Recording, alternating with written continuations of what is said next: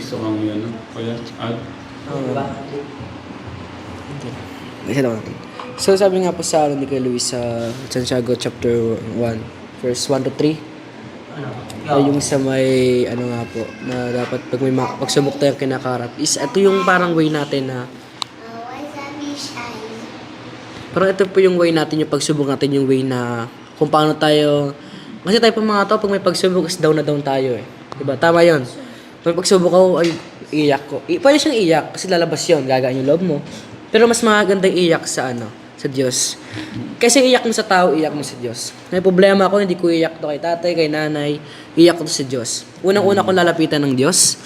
Diba sabi nga sa yung parang triangle, una ang Diyos ang pinakaulo, sumunod ang mga magulang, sumunod tayo. Kumbaga dapat, pagka hindi tayo sa tao umiiyak eh. Wala namang problema na kami sa tao, pero mas maganda sa pakiramdam or mas mababaw sa pakiramdam natin na umiiyak tayo sa Diyos. Tapos sabi nga sa turo po ni Jace kanina sa Proverbs 22:6 or tatagalogin ko para maintindihan ng mga bata. Sa Kawikaan, Kabanata 22, versikulo 6, na ituro sa bata ang dapat niya lakaran upang sa kanya paglaki hindi niya ito malilimutan.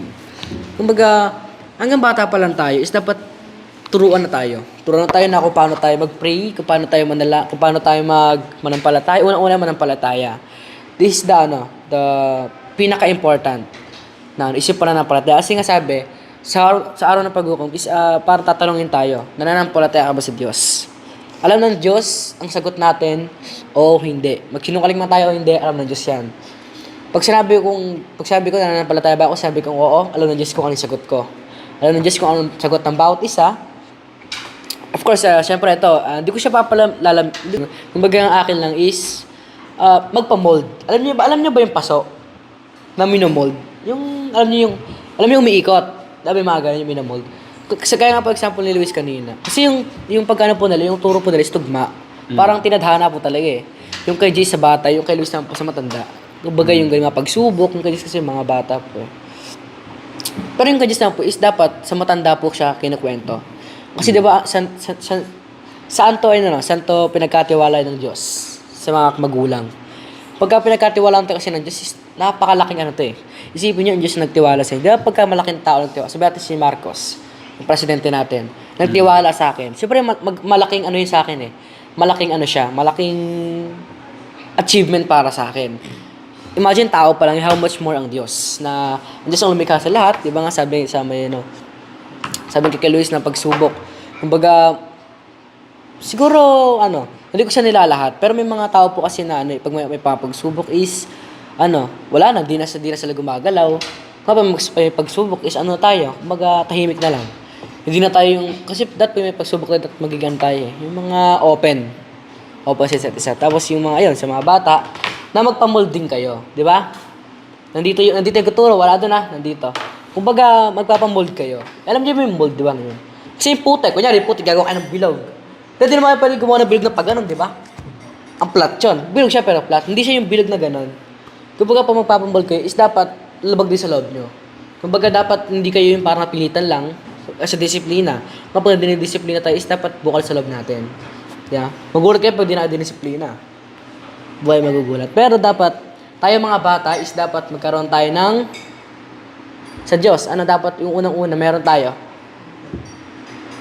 Pananampalataya. Kasi yun yung number one na rules eh. Totoo yun. Kahit sino. Kasi bakit? Ano ba yung pananampalataya sa sarili niyo? Ano yung pananampalataya? Huwag nyo ito gagawin biro. Yung pananampalataya.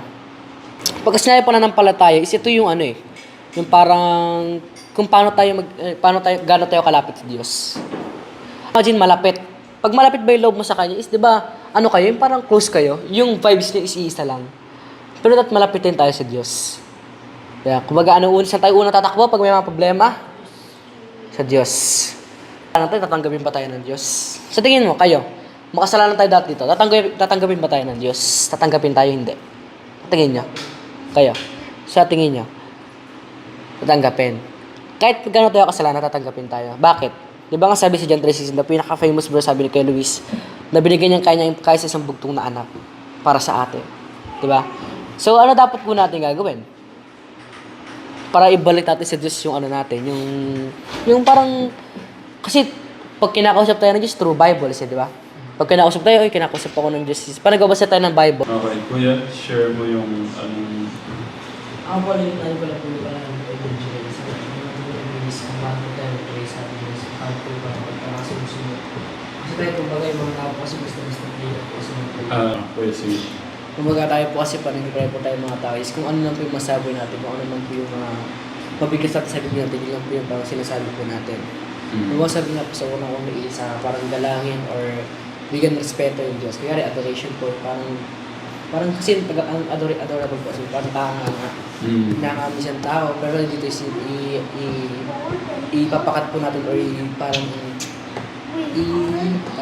i-compare po natin sa ating Diyos na yung adoration is ito yung parang bigat, parang example po na dapat nag-pray po tayo, aming Ama sa langit, na awa po sa lahat. Yung ganun po ba is dapat meron tayong ganun. Hindi lang yung basta-basta sabi rin sa pangalawa, sa confession. Kumbaga, ka-confess mo natin yung mga kasalanan natin nagawa, yung mga kasalanan. Kasi tayo po kasi is ano tayo eh. Hindi natin inaano. Hindi natin parang binibigay ng parang hindi natin siya inaano. Hindi natin siya parang kumbaga takot tayo umamin. Yun na yung pinaka-word. Tapos yung sa may is Thanksgiving. Kumbaga nagbibigay, pinari. Nag-ano tayo, kumbaga, pag nagbinigyan tayo ng biyaya ng Diyos, is dapat magpasalamat tayo. Especially din sa mga buhay na binibigay sa atin yung pang-araw-araw. Kasi ito yung pinaka-unang regalo ng Diyos na pinaka-maganda o pinaka sa lahat. Sabi nga sa Joy po, na dapat i-apply, Jesus, kumbaga yung pagkakasunod-sunod po kasi yung Joy. Jesus, others, and you. Kumbaga, ang una yung ang Diyos, para ka-pray. Pangalawa is yung mga ibang tao. Kasi yung pangatlo is yung sarili ko. Okay, thank you, kuya.